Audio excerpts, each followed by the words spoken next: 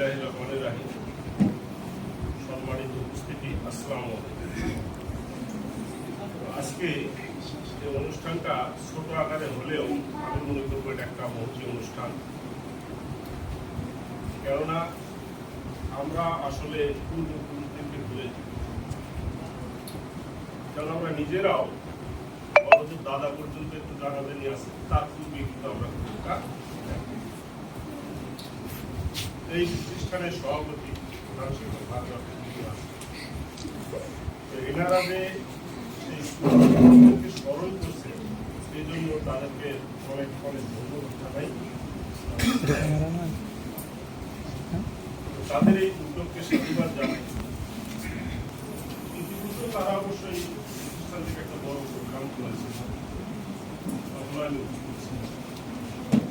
প্রতিষ্ঠানের ইতিহাস আমার বাবা জড়িত এর সঙ্গে, আমি মোটেও জড়িত না। বড় হয়ে ধীরে ধীরে কিছু কিছু জানতে, তো আমার বাবার হাত ধরেই প্রধান শিক্ষক স্যার আসছেন, ওনার অবদানও শুরু থেকে একটা প্রতিষ্ঠান ওনারা খুবই কষ্ট করে মেহনত করে দাঁড় দিয়েছে। এখন তো শিক্ষকরা এমপিও সরকার টাকা, সে সময় সরকার টাকা এই স্যাররাই স্থানীয় গণ্যমান্যদের কাছ থেকে চাঁদা তুলে তুলে শিক্ষকদের জন্য তাদের থাকা খাওয়ার ব্যবস্থা, বিভিন্ন প্রতিষ্ঠান থেকে চাঁদা উঠে। সেই সময় চত্রায় যখন হাই স্কুল হয়, ওখানে গার্লস বয়েজ দুইটাই যখন থাকে, তখন এখানে আমার আব্বা সহ কতিপয় ব্যক্তি চিন্তা করলো যে ছেলে মেয়ে একত্র পড়াশোনার চাইতে আলাদা পড়াশোনা ভালো, বিশেষ করে ইসলামিক দৃষ্টিকোণ থেকে তো অবশ্যই। এই আলোকে তারা নতুন করে চিন্তা করতে লাগলো, তাহলে এখানে একটা গার্লস হাই স্কুল করা। সেই আলোকে স্থানীয় আমার বাবা ডাক্তার মুজামুদ্দিন আহমেদ, সেই সময় আরও ছিলেন আলিয়া কুয়া মাস্টার, তখন পার্সেজার ছিলেন ইকবাল আহমেদ, তারপরে গণ্যমান্য আব্দুল হামিদ, এরকম আরো অনেকে ছিলেন। তারা তখন এই বিষয়টা নিয়ে চিন্তা করে কিভাবে করা, তবে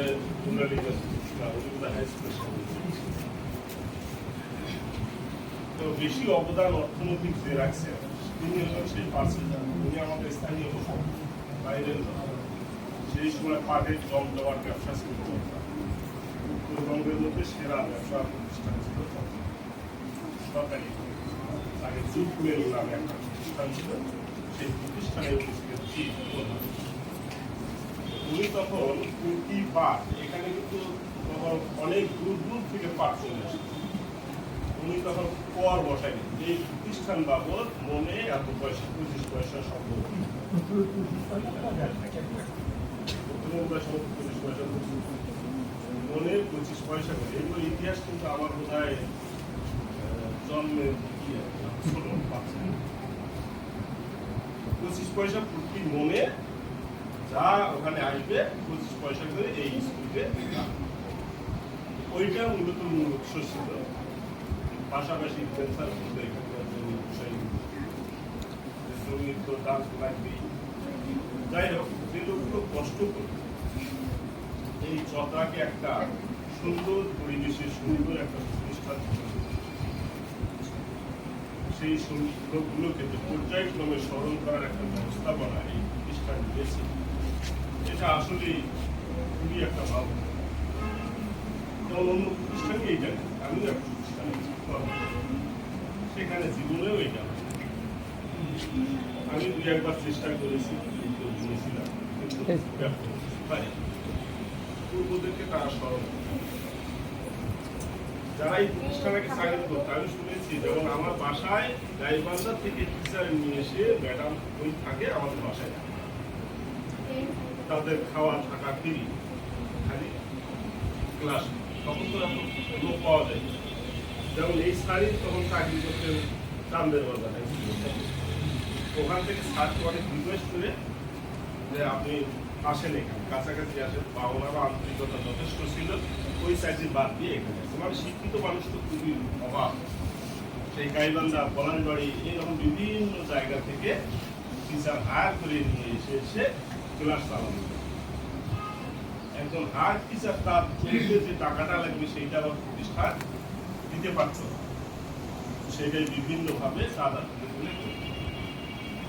যাই হোক। এরপরও আরো অনেক লোক আছে, যেমন আমি বালিয়া গুরুর নাম শুনেছি, উপজাতি, ওনারও নাকি যথেষ্ট উপকার আছে। এটা বিস্তারিত আমার শ্রদ্ধেয় স্যার উনি অবশ্যই সবই জানেন, আমার সব শোনা কথা। এখানে আমার বাবার অবদান যতটা ছিল আমার দেখা নয়, সবই শোনা। তো তাকে স্মরণ করা হচ্ছে। সত্যি আমি নিজেকে ভাগ্যবান করি, এই প্রতিষ্ঠানের সাথে তার নামটা অত্যন্তভাবে জড়িত আছে।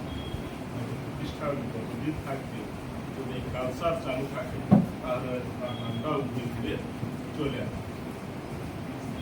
এবং তার আমি চাবো তার জন্য আপনার বার্তা কামনা করা হোক, তা তো হবেই। আর পাশাপাশি ছাত্রছাত্রীদের উদ্দেশ্যে একটু বলবো যে এইটা প্রতিষ্ঠানটা একটা স্বপ্ন নিয়ে শুরু হয়েছিল। স্বপ্নটা আজও চলমান, তবে স্বপ্নটা কিন্তু পুরোপুরি বাস্তবায়িত হচ্ছে। অর্থাৎ রেজাল্টের বিষয়টা ছাত্রছাত্রীর রেজাল্ট এই বিদ্যালয়ের যতটা ভালো হওয়ার কথা ছিল ততটা কিন্তু হচ্ছে। স্যাররাও যথেষ্ট মানসম্পন্ন আছে, কোথায় যেন একটু গ্যাপ আছে। বর্তমান ভারপ্রাপ্ত প্রধান শিক্ষক, বর্তমান তরুণ সভাপতি, তো উভয়ের প্রতি আমার আবেদন থাকবে যে প্রতিষ্ঠানে নতুন নতুন কিছু পদক্ষেপ গ্রহণ করা হোক, আপডেট কিছু, যাতে করে শিক্ষার মানটা বাড়ানো যায়। আগে যে রেজাল্ট হয়েছে তার জন্য তার চেয়ে ভালো, এবং রেজাল্টটা যেন অনেক ভালো করা যায়। একটা শিক্ষার্থী রেজাল্ট ভালো কিভাবে করবে, এটা কিন্তু প্রয়োজন চারটা জিনিস। প্রথমত প্রয়োজন হলো অভিভাবক, তাকে সিদ্ধান্ত নিতে হবে আমার ছেলেটাকে পড়ানো।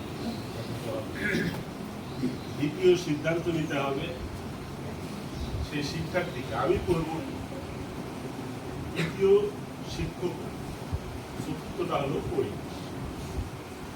শিক্ষক আর পরিবেশের দায়িত্বটা অবশ্যই সভাপতি এবং প্রধানকে নিতে হবে। আর অভিভাবক তো অবশ্যই এগিয়ে আছে, বিধায় তোমাদেরকে বাইরের কাজ বাদ দিয়ে এখানে পাঠাইছে। বাকি থাকলে তোমাদেরকে আসল সিদ্ধান্তটা নিতে হবে, যে আসলে আমি নিজেকে ভবিষ্যৎ কোথায় দেখতে চাই, কোন জায়গায় আমাকে দেখতে চাই। জায়গা তো অনেক আছে। যেমন আমি যতগুলো ছাত্রের সঙ্গে পড়াশোনা করেছি, আমার যতগুলো বন্ধু বান্ধবী ছিল, সবাই কিন্তু আমার পর্যায়ে না। এখনো কেউ ডেলে বা কেউ হয়তো অটো চালায়, কেউ হয়তো খেতে খাবারে কাজ করে, কেউ আমার মতো শিক্ষকতা করে, কেউ হয়তো আরো বড় অফিসার হয়েছে, অনেক বড় বড় ডিস্ট্রিক্ট লেভেলের অফিসারও আছে। তো এইরকম তোমরাও একসময় দেখবা তোমাদের মাঝেও যারা একসাথে বসে আছে তারাই শ্রেণী বিন্যাস করে, কেউ যাবে নিম্ন স্তরে, কেউ হায়ার। এই যাওয়াটা কেন যায়? অনেকে বলে ভাগ্যে যা লেখা আছে তাই। আবার আল্লাহ বলেছে তুমি যদি চাও ভাগ্য পরিবর্তন করতে পারবে, চেষ্টা করো, আমার কাছ থেকে চাও। তোমার ভাগ্য যদি আল্লাহ একদম ফিক্স করেই থাকে, সেটা যদি পরিবর্তন করে নাই দিবে, তাহলে তুমি চাইতে বলবে না। চাইতে বলার উদ্দেশ্য তোমার যা আছে আছে, তুমি চেয়েছে আর বাড়ায় না, চেষ্টা করো, উনি ভাগ্য চেঞ্জ করে দেবে। তুমি নিজে চেঞ্জ করতে পারো না, আল্লাহ চেঞ্জ করে দিবে নিজের চেষ্টা এবং শ্রমের পরিবর্তন চাওয়ার জন্য। সেই জন্য প্রধান চেষ্টাটা তোমাদেরকে করতে হবে যে আমি আমাকে কোথায় দেখতে চাচ্ছি। শুধুমাত্র একজন গৃহকর্ত্রী হিসাবে, কিংবা একজন অফিসার হিসাবে, বা ছোটখাটো একটা কর্মজীবী হিসাবে, এটা নিজেকে ডিসাইড করতে। স্বপ্ন দেখতে হবে অনেক বড়, ছোট না। কেননা তুমি যদি টার্গেট থাকে যে আমি 1 লাফে 5 ফিট উচ্চতায় উঠবো, 5 ফিট না উঠতে পারো, 4 ফিট হয়তো বা 3 ফিট উঠতে পারো। তারপর টার্গেটই যদি থাকে আমি 2 ফিট লাফাবো, তাহলে তুমি জীবনেও 3 ফিটে যাইতে। এই জন্য আমাদেরকে স্বপ্নটা দেখতে হবে একটু বড় স্বপ্ন। এত বড় দেখবো, অত বড় কাছাকাছি না পাইলেও কাছাকাছি কাছাকাছি। আমি সম্ভবত ফেসবুকে একটা গল্প শুনেছিলাম, বারাক ওবামা। ওনাকে বলা ছিল তোমার জীবনের লক্ষ্য কি, মানে লিখতে বলা হচ্ছিল স্কুল জীবনে, যে জীবনের লক্ষ্য আছে না। তুমি তখন এক শিক্ষককে জিজ্ঞেস করছে যে তুমি কি হতে চাও, এরকম প্রশ্নের এগেইনস্টে ওই শিক্ষককে জিজ্ঞেস করছে, স্যার এই পৃথিবীতে সবচেয়ে বড় জায়গাটা। তখন ওই শিক্ষক অনেক চিন্তা ভাবনা করে বললো যে সবচেয়ে বড় জায়গাটা হলো এই আমেরিকার প্রেসিডেন্ট। উনি তখন বললো আমি প্রেসিডেন্ট। বারাক ওবামা নাম শুনছো? প্রেসিডেন্ট ছিল কি আমেরিকা? ছিল কি? তো উনি তখন লিখে দিয়েছে আমি প্রেসিডেন্ট হতে চাই আমেরিকা। তখন উনি যখন লিখে দিল, এটা লেখাতেই উনি ক্ষান্ত থাকলেন। উনি বলে আমি তো লিখে দিলেন, কিভাবে হওয়া যায় তা তো জানি না। তখন উনি প্রেসিডেন্ট কিভাবে হওয়া যায় এটার উপর উনি গবেষণা করতেন, পড়াশুনো করলেন। পাশাপাশি প্রেসিডেন্ট কে কে হয়েছে তাদের ইতিহাস ঘাটা শুরু করলেন। তারা কিভাবে হলো, কেমনে হলো, আমি এখন কিভাবে হতে পারবো। এই পড়াশুনো পাশাপাশি চিন্তাভাবনা, এই থিসিস, এই সবগুলো একত্রিত করে চেষ্টা করে একদিন না একদিন সে ঠিকই আমেরিকার মতো জায়গা চেষ্টা। তো আমি শুধু আশা করবো, স্বপ্ন দেখবো, আর তারপরে স্বপ্ন বাস্তবায়নে কি করতে আমার টার্গেট, ওই স্বপ্নে পৌঁছবো আমি, কিন্তু সেটা কিভাবে পৌঁছবো সেটা আগে অ্যানালাইসিস করে বের করতে হবে। আর তারপরে সেই অনুযায়ী অগ্রসর হতে হবে, তাহলে সেই স্বপ্নে কিন্তু পৌঁছা যাবে। তো তোমরা তোমাদের মতো স্বপ্ন দেখতে থাকো, আমি দোয়া করি তোমাদের স্বপ্ন যেন পূরণ হয়। পাশাপাশি টার্গেট করে সেই অনুযায়ী অগ্রসর হতে থাকো। আর পাশাপাশি প্রধান শিক্ষক সভাপতি তাদেরকে আমি বলবো আপনারা এই প্রতিষ্ঠানটাকে এরকম একটা স্বপ্ন দেখুন।